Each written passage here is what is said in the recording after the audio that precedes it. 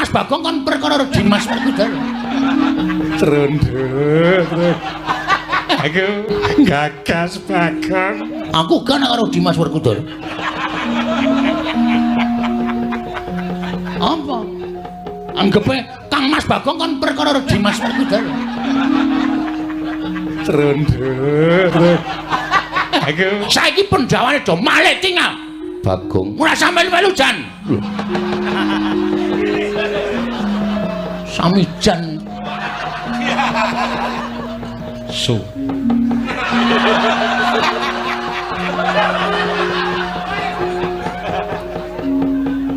Hah? Karemu piye? Bagong nek ngene iki padangane wani, petengane apa meneh? Aku padang wani, peteng wani. Ah petenge bener kok aku. Kok meneh padang? Mana isine? Bagong tekan ndi omongane malah ora. Arep kepiye? wah Ponokawan wani karo Werkudara ora metu njaba tak idak mutar nek kene Oke, ayo metu coba legane ati ayo. Ora saya kae goleki sapa kae jeneng-jeneng. Aku njrantal ndelik nang saka guru. Terus balik mrene meneh. Ah, bocah ki nek Bagong pancen wis gugu karepe dhewe tenan. Ya men apa arep.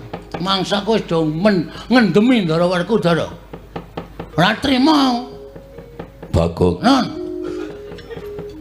yen pancen ora trima perkaramu ora karo aku ning karo Dimas Werkudara. Aku kan karo Dimas Werkudara. Apa? Anggepe Kang Mas Bagong kan perkara Dimas Werkudara. Trunduk. Aku gagas Bagong. Malah lara.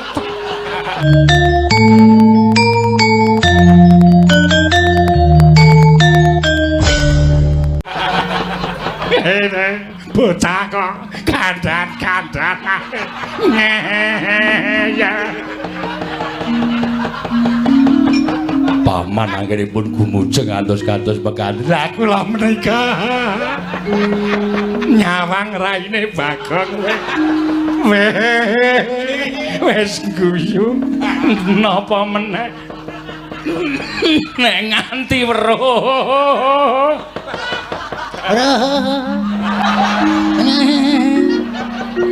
Pate kok guyune kaya bakulake. Sawise satata nggonmu ngadhep ngarsaning Sun Padhararja sapraptamu Ponokawan. Nona amit pasang Kalimantabe tinebena ing lodone Demawahing Tawang Towang. Menawi wonten lepat anggen kula ngabiyantur ngersa maduka sinuwun Ngastina Diagung Pangaksami jer kula menika namung Ponokawan. Kula menika namung batur kirang tata krami kirang unggah-ungguh mila kula nyuwun pangapunten. Ora dadi ngopo Petruk, Matur sembah nuwun. Kepareng kula ngaturaken sembah sumung kemeng pangabekti kula punjuk sandhap pepada paduka sinuwun Prabu Ngastina.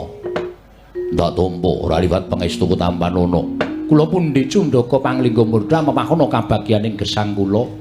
Amawakana katentremaning gesang kula sinuwun. Prayoga nunggun ngadhep Petruk. Sampun boten kirang prayogi. Bagong Padhararja sapraptamu. Nonamit pasang Kalimantabe tinebena ing lodone Demawahing Tawang Towang linep mano tulak manuk. Manu. Hah? Manu. Newon lepatipun Diagung Pangaksama matur kula sinuwun tebah Siti Sekul. Wah iki. Binunteling lele bakar. Mesti. Binunteling ron kelapa apuran tambah bilih wonten lepan kula anggen kula ngabiyantur ngersa paduka Gusti kula ing Ngastina. Iya Bagong. Kula ngaturaken bekti nggih sinuwun. Iya tak tampa pangestu Kutampanono. Kula cancang pucahing remi weni, ha? Weni dumawahing wijang rumeketing Werdaya. Saestu andadosaken cahya nur cahya daging ra kayuwanan. Petruk Padhararja sapraptamu, Rekanapati wilujeng bekti kula kunjuk. Iya Petruk tak tampa. Pangestu Kutampanono Petruk. Nggih sangat anggen kalung dadosaken jimat. Bagong Padhararja sapraptamu. Wilujeng Pati Sengkuni bekti kula kunjuk. Iya ya Bagong pangestuku tampanana. Nun nggih sangat anggen kawin dadosaken jimat. Gareng ora melu. Gareng plu. Mbaya dipresake Modar mbok men. Nggo uripe melet-melet kok mresake sedulur. Bagong pancen. Oh, Petro kantong bolong padha raja sak pratamu Panakawan. Pangestunipun Perembantuna wilujeng bekti kula kunjuk. Ya Petro tak tampa. Pangestuku tampanana ya Petro. Kula pun dinggo jimat paripin dadi ning kasantosan. Panakawan Bagong padha raja sak Radarana kowe ki ambune penguke ra jamak-jamak. Oh, ya ini kok ucul klambi. Ayo sekarang ngendi kowe ayo.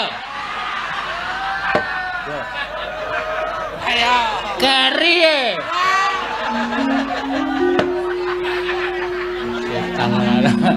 Kok kering? Ya, kurang. Batik anyar. Karang kula niki sandangane ora duwe, wong gedibal, wong kere, mung wong batur. Nek nganti kula nganggo sandangan apik mengko malah dicurigai. Bagong kok sandangane apik le nyolong nendi? Karang wong elek kaya kula niku sarwenge wake. Nganggo sandangan apik dikira le nyolong, dira le njupuk, ora nganggo sandangan dunek-unekke ora sopan. Kula nggih pun nganten iki. Lah kok dadi kowe nganggo training, toto-toto mbok menawa perang. Waduh. Gayamu. Wah, ayo piye siap e. Mbok menawa ya des. Ya des ya. Basane kampungku nek gelut ya des. Oh, Anyar meneh, anyar meneh. Petro Padararjo. Lho. Ndara Werkudara? Iya. Wo cocok, Gong. Wah, do nang kene. Mula ya digoleki. Ah iya. Wilujeng bekti kula, Den. Yo. Bagong Padararjo. Nggih, kok teng mriki ndengaren? Iya, Bagong. Sawetara wektu nang Ngastina. Wah, wis gek matur truk mumpung oknume ana. Oknum ki apa? Ora tau maca koran. Oknum sing digoleki maksude sing terdakwa. Oh, Gek matur. Apa sing dikendikake bapak mau? Petro, Wonten dawuh.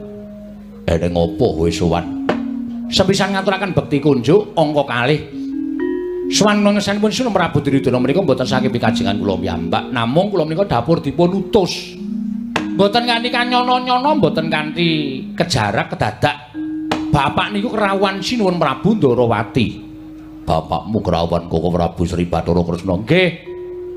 Sinuwun Prabu Ndarawati menika ngendikaken nek iki Semar ora melu-melu perkara iki mengko ndak kriwikan dadi grojogan geguyon dadi tangisan merga pengayomaning Pandhawa menika piyai loro sing dadi suwing para Pandhawa menika Sinuwun Ndarawati sing dadi pamonging para Pandhawa menika Semar Badranaya loro-lorone menika saged sinebut pamong menika pamomong lah nek sik dimong menika nedengipun mboten napa mboten manut nedengipun lagi rusak niku dadi kewajibane sing momong kudu dandan Rusak lire piye? Kabar sing ditampa Sinuwun Prabu Ndarawati, Ndara Werkudara lan Ndara Janaka menika nuwun sewu manunggal teng negara Ngastina, suwita karo pendhita anyar sing lenggah teng negara Ngastina. Malah sak mangke kula nyatakaken jebul pinanggipun Ndara Werkudara Ndara Janaka lenggah teng mriki lah. Nek ngoten cocok kali ngendikanipun Sinuwun Prabu Sri Bathara Kresna. Nuwun sewu. Suwitanipun Ndara Werkudara kaliyan Ndara Janaka teng pendhita anyar menika kala wau miturut Sinuwun Prabu Ndarawati menika mboten dados penggalianipun Sinuwun Prabu Ndarawati utawi mboten dados penggalihipun Sinuwun Kresna tegesipun Sinuwun Kresna menika mboten cocok. Mila lajeng ngendika kali Bapak Semar. Kakang Semar, kowe utusan Petruk, Bagong utawa Gareng kon ning Ngastina kon nyatakake syukur bage dawuh karo anak-anakmu supaya mboyong kundur bendarane loro. Merga yen nganti iki kumpul kebanjur tegese sing miradati kodrating jagat menika mboten namung para Kurawa mboten namung pendhita enggal lenggah wonten negaring Astina ning Pandhawa ya ngrajangi mergi Pandhawa mboten budidaya kondur dhateng negari Ngamarta utamanipun Ndara Werkudara kaliyan Ndara Janaka. Lah sowan pungkasanipun Sinuwun Prabu Sri Bathara anu Sinuwun Prabu sapa Gong Duryudana. Mula rasa cepet-cepet to. Sinuwun Prabu Duryudana menika sepisan kula menika ngaturaken sembah pangabekti angka kalih kula kepareng badhe mboyong kondur Ndara Werkudara kali Ndara Janaka. Upamane Werkudara lan Janaka adiku diboyong bali marang Praja Ngamarta ora gelem. Oh lah niku teges pancen pun do duwe niat kepengin nyawiji kali para Kurawa. Nek ngoten Semar kalih Sinuwun Prabu Subandra Kresna gelar wonten jagat menika sampun boten wonten ginanipun. Boten ginanipun. Mergi menapa? Sinuwun Ndarawati menika dados pujangganipun para Pandhawa. Semar menika dados pamomong. Lah nek sing dimong karo sing nuwun sewu para Pandhawa menika samangke sampun gugu karepe dhewe, ateges Semar wis ora ana gunane, Sinuwun Kresna wis ora ana gunane. Nek ngoten klebu kula Bagong kalih Gareng ya wis ora ana gunane nderekke ndara-ndara Pandhawa. Mung sakniki kari dalan loro. Ndara Werkudara Ndara Janaka niku abot lenggah teng mriki napa abot tresna kalih Sinuwun Kresna napa anu Bapak Semar. Nek abot kalih Bapak Semar Sinuwun Kresna mesti purun kondur. Ning nek tetep lenggah teng mriki, ayo wis mboten napa-napa kula ora arep peksa. Ora arep peksa. Ning Pandhawa kelangan Semar, kelangan Sri Bathara Kresna, kelangan Sri Petra, kelangan Bambang Bagong. Ngaten. Pun niku mawon atur kula kersa mboten kersa sakmangke kepareng panjenengan kula aturi paring dawuh lan anu Ndara Werkudara Ndara Janaka sakmangke kula aturi nanting Ndara Werkudara bilih sowan kula menika badhe mboyong kundur Ndara Werkudara kali Ndara Janaka cekap semanten atur kula nek wonten lepat diagung pangaksami. Petro Wonten dawuh sumeneya sawetara aku tak dangu lawan kadangku Dimas Werkudara. Wah, Duryudana kakangku piye? Pun kakang ora usah dadak ngambali apa kang dadi ature Petruk. Mesti wae si Adi wis midhangetake, Yayi. Mangsa borong tak paringi Purbawasesa babagan perkara iki, Werkudara. Permara remang swamya ngambrang kadi karunaning kaswa. Si Werkudara sing tasih kagak Werkudara sik. Daneng marga memalatkung ing wah Petro dalem gandeng aku wis diwenehi parilah karo Duryudana kakangku mula sing arep wangsulan dudu Duryudana ning aku angge niku malah prayogi kersanipun Ndara Werkudara pripun? Kowe tekan kene diutus karo sapa? Kalih Sinuwun Ndarawati kalih Bapak Semar. Wigatine boyong Ndara Werkudara. Mula saiki aku tak takon karo kowe. Nggonku Suwita karo Begawan Dewa Buddha dasare apa kok diklerokke dening Semar apa dening Kresna kakangku? Mboten nglerokke. Mboten nglerokke niku mboten. Sing jeneng tiyang gesang wonten ing alam padang menika pancen diwenangake nggayuh undhaking kawruh ngudi wuwuhing ngelmi. Niku ngantuk tekan umur pinten mawon nek isih tumangkar budine akal pikirane isih kena dienggo jak nyambut gawe. Wong niku durangake budidaya golek ngelmu merga ngelmu niku mugunane tumraping wong urip. Ning kula nuwun sewu, nek panjenengan lenggah teng mriki niku janjane dadi ora apik pocapane dadi mboten sae. Mula Bapak Semar kali Sinuwun Prabu Subandra Kresna menika ngersakaken nek arep suwita ya suwita. Ning kula nuwun sewu, le suwita menika pendak dinapa? Le arep medhar kawruh menika pendak dinapa? Ah panjenengan rawuh teng negara Ngastina. Nek wis rampung le medhar kawruh, kondur teng Jodipati, aja ninggal jiwaning kasatriyan, kewajibaning kasatriyan. Panjenengan menika dadi satriya lho. Panjenengan menika dadi satriyaning praja. Satriyaning praja niku duwe kewajiban tentreming negara, tentreming kawula, mboten mung tentreming kawula, tentreming negara, ning tentreming jagat menika wonten pundhaking para satriya.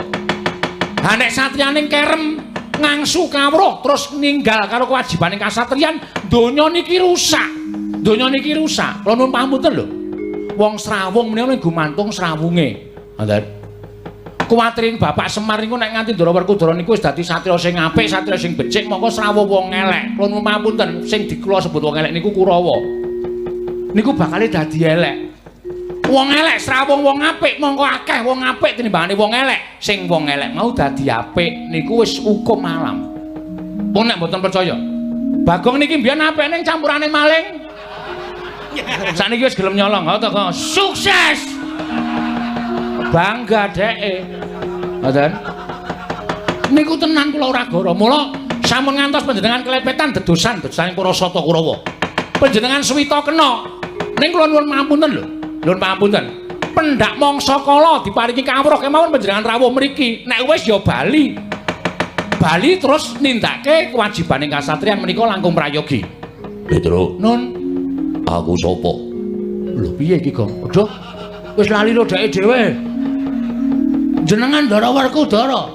Kowe ming batur, kowe ming kedibal. Semono uga nadyan jenenge Pamung derajate Semar ku ya kedibal, derajate Semar ku ya batur. Ora usah ngereh karo uripe Bendoro. Ora usah dadak ngereh karo uripe Werkudara. Dina iki aku ora bakal bali marang negara Ngamarta durung rampung kesaguhan sarta kewajiban ingkang ditindakake dening Bapa Penembahan Dewa Buddha. Taunana Windanana. Nek ngoten sampeyan mentala kelangan bapak, kelangan Sinu Prabu Sri Bathara Kresna. Wah, tinimbangane duwe pamong, duwe pepayung, duwe pujangga sing ora mikir katentreman. Luwung boyo aku nek Ngastina, Suwita karo Dewa Buddha sing mikir katentreman, ora kaya Kresna karo Semar ora tau mikir katentreman. Mundur! Ya.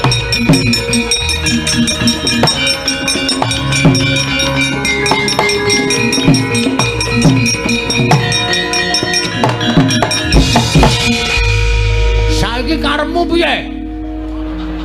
Sermu piye? Gong. Iki Ndara Werkudara. Kuwi dudu mungsuh Ndara Werkudara. Kowe menang cangkemmu menang ora? Wonge ajak rembugan wis ora kena. Maksude piye? Tulodake gedhe dhuwur terus cah cilik-cilik diunak-unakke men wedi napa piye? Nek kowe wedi ya. Nek aku blas ora wani. Anu ora wedi. Wis karepmu. Nek ana apa-apa tak tanggung. Lore. Langkung Anggres nesu ngungkuli Baladewa tandane. Mangsane saiki piye karepmu? Sampeyan dielekke kok ora kena. Sampeyan dikandhani ora kena. Malah ngunekke Semar ora mikir katentreman. Dasarmu apa? Semar tok anggap ora mikir katentreman. Hah?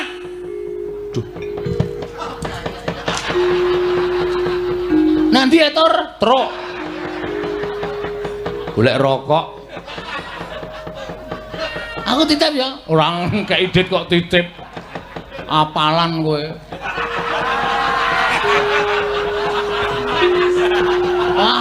Apal wae. Anggere nang wong tuku rokok kok aku sisan. Apa ya? Hah? Kok tak takon? Sinuwun Ndarawati mangunake ora gayuh katentreman. Nggon pundi? Kula tak takon. Wah, lah jebulane sampean wis keblethok karo ngelmune Dewa Buddha. Mbok menawa sampean wis dicuci otake. Nganti ora eling karo Semar, ora eling karo Prabu Kresna. Kaya ngono kuwi, Werkudara kowe. Bareng gedhe saiki wani kowe. Mbiyen ngerti dak cilik tendiang. Aku dek cilik wujud bungkus. Ngerti apa iki ra tak kareti. Ben jeplak bungkuse mbok men. Mangkel aku ora. Wah. Dipresani piyayi pirang-pirang kuwi malah wani karo Werkudara. Sing kula wanani dudu sampean, ning sifat sampean, watak sampean. Sing saniki lali karo Semar, saniki lali karo Sinuwun Prabu Sri Bathara Kresna. Sinuwun Prabu Sri Bathara Kresna ki nek gelem adeg Nalendra ora kebotan kewajiban momong Pandhawa, wah wis kuncara asmane. Ning merga netepi kewajiban minangka dadi pujangkaning para Pandhawa, nganti kewajiban kulawarga sok ditinggalke netepi kewajiban momong karo Pandhawa, ngomong karo Pandhawa, ngesuhi para Pandhawa. Saiki Pandhawane do malih tinggal. Bagong. Ora sampe melu jan. Sami jan. So.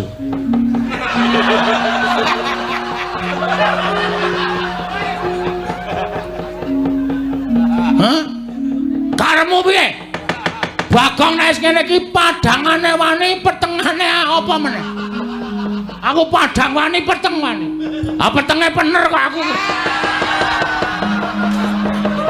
Kok meneh padang.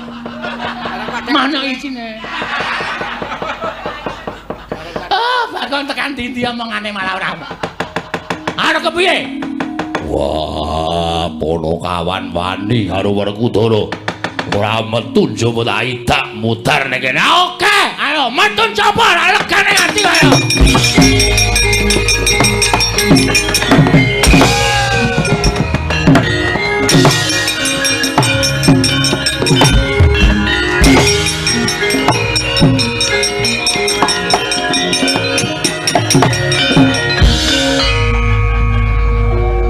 Mungso copet. Kapusan deh. Ora saya kae goleki sapa kae jeneng-jeneng. Aku njrantal ndelik nang saka guru. Terus balik mrene meneh. Bocah ki nek bakoke pancen wis gugu karepe dhewe tenan. Ya men apa arep. Mangsaku wis do ngendemi Ndara Werkudara. Ora trima. Bagong. Non. Yen pancen ora trima perkaramu ora karo aku ning karo Dimas Werkudara. Aku kan karo Dimas Werkudara. Apa? Anggepe Kang Mas Bagong kan perkara Dimas Werkudara. Trondo. Aku gagas Bagong. Malah lara metu. Bocah kok kandan-kandan. Ya. Paman anggenipun gumujeng ngantos-kantos pekandhen. Aku lah menika nyawang raine Bagong wis guyu napa meneh nek nganti weruh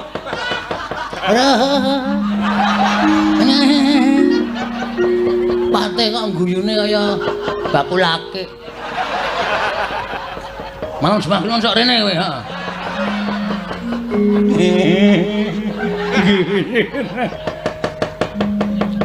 Wis kaki metu njaba. Siap. Kula tandangane Ndara Werkudara. Saman weruh kula nggih, training ngenten iki mboten melas. Ora.